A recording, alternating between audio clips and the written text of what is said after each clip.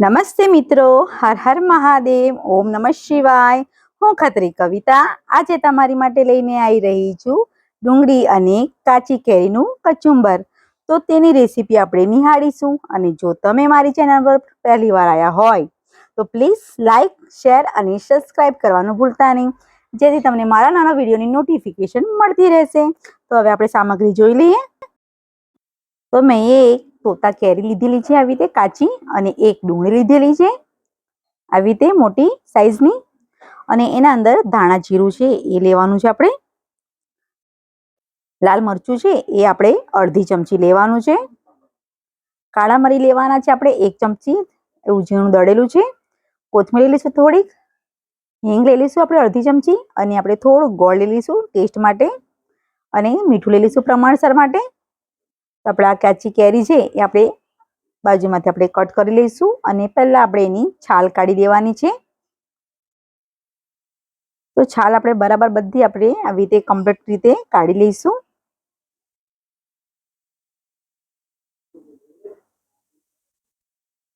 તો આ તોતા કેરીનો ટેસ્ટ એકદમ સરસ આવે છે, બહુ ખાટી પણ નથી લાગતી ખાવામાં. તો એ હિસાબે આપણે આ તોતા કેરી લેવાની છે. અને તમારે જો એની જગ્યાએ કોઈ બીજી કેરી પણ યુઝ કરવી હોય તો તમે કરી શકો છો. પણ મને વધારે આ તોતા કેરી વધારે ટેસ્ટ સારો લાગે છે, તો એટલે હું આ જ લઉં છું. તેવી રીતે આપણે બરાબર બધી છાલ આપણે આવી રીતે કાઢી લેવાની છે. આવી રીતે સાચવીને આપણે બધી છાલ કાઢીશું.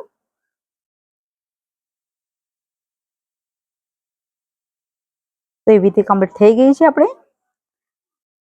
તો હવે આપણે સાઈડ પર મૂકી દઈશું, અને સાથે સાથે આપણે આ ડુંગળી છે એ પણ આપણે આવી રીતે છોલી લેવાની છે. તો એના પણ આપણે છોલ બધી આપણે કાઢી લઈશું.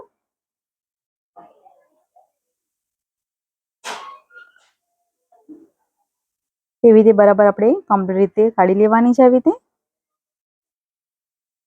હું એ મોટી સાઈઝની ડુંગળી લીધી છે. જો તમને વધારે ડુંગળી ભાવતી હોય તો તમે હજુ એક લઈ શકો છો. હું એક ડુંગળી લીધી છે, તો તમે 2 પણ લઈ શકો છો. અને આપણે આ છીણી લીધી છે એ મોટી સાઈઝની હું એ લીધી છે, અને આવી રીતે તમે જોઈ શકો છો એના કાણા છે એ પણ સરખી રીતે મોટા છે. તો એવી રીતે આપણે મોટી લઈ લઈશું, અને આ રીતે છીણી લેવાની છે કેરીને, જેથી એની જે સ્લાઈસ પડે છે એકદમ સરસ રીતે પડે છે, અને ખાવામાં પણ એકદમ સરસ લાગે છે. અને ઝીણી છીણી હોય તો એના અંદર એકદમ ઝીણું ઝીણું પડે છે, એટલે એનો ટેસ્ટ પણ સરસ રીતે લાગતો નથી ખાવામાં, અને બધું ભેગું ભેગું લાગે છે ખાવામાં.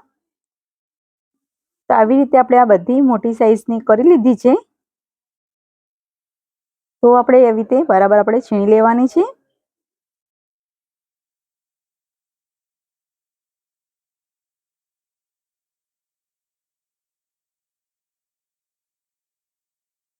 એવી રીતે આપણે બરાબર આજુબાજુથી પણ આપણે આવી રીતે છીણી લઈશું.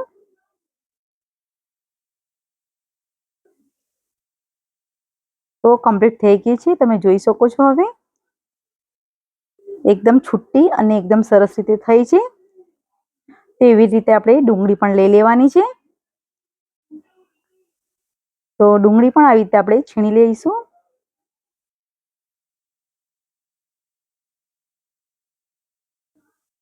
તો આપણે ડુંગળી આવી રીતે છીણી લીધી છે, અને સાથે સાથે ગોળ પણ આપણે છીણી લઈશું. પણ ગોળ એકદમ નરમ છે, તો આપણા હાથમાં જ એકદમ એકદમ નરમ થઈ ગયું છે, બધું એકદમ ઝીણું થઈ ગયું છે. તો આપણે હાથમાં લઈ લઈશું, અને આપણે અંદર ઉમેરી લેવાનું છે. તો તમે ગોળની જગ્યાએ ખાંડ પણ તમે ઉમેરી શકો છો, પણ મને ગોળનો ટેસ્ટ એકદમ સરસ લાગે છે ખાવામાં, તો એટલે હું ગોળ લઉં છું. તો એની અંદર હવે આપણે બધા મસાલા ઉમેરી લઈશું. તો થોડીક હિંગ લઈ લઈશું. પહેલા લાલ મરચું છે એ ચપટી લીધું છે, હું વધારે નથી લીધું. કાળા મરી લીધા છે હું કેમ કે કાળા મરીનો ટેસ્ટ એકદમ સરસ લાગે છે ખાવામાં.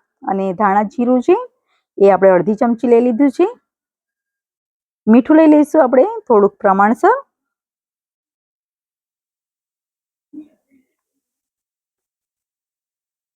અને કોથમીર લેવાની છે થોડીક.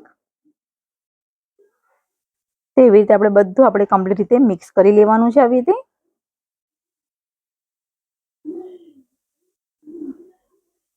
તો તમે જોઈ પણ શકો છો એકદમ સરસ રીતે આપણી આ જે છીણીથી પાડી છે તો કેરીના એકદમ છીણ પણ એકદમ સરસ રીતે દેખાય છે.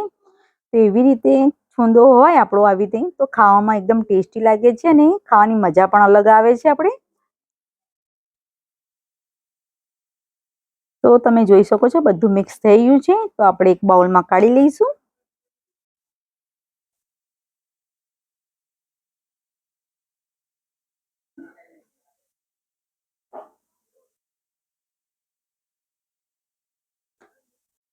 તો એકદમ કમ્પ્લીટ રીતે આપણે બધું ઉમેરી લીધું છે.